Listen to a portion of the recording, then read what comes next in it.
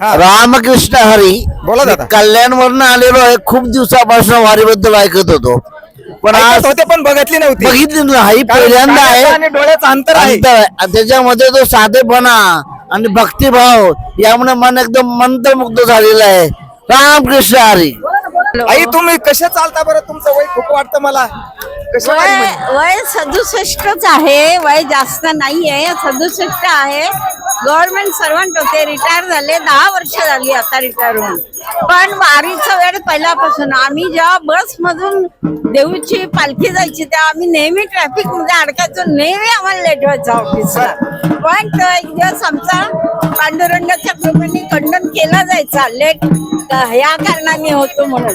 पण आम्ही कधी दांडी मारली नाही ऑफिसला. आणि आम्ही त्या पालखी बरोबर 5 पावलं होईना चालायचो तेव्हा. आता स्वतःहून आम्ही येतो. आणि देहू पासून पण मी यावेळेस याच्यापर्यंत मी माझ्या यमुनानगर पासून याच्यापर्यंत चालत पायी गेली. रामकृष्ण हरी. आणि आता परत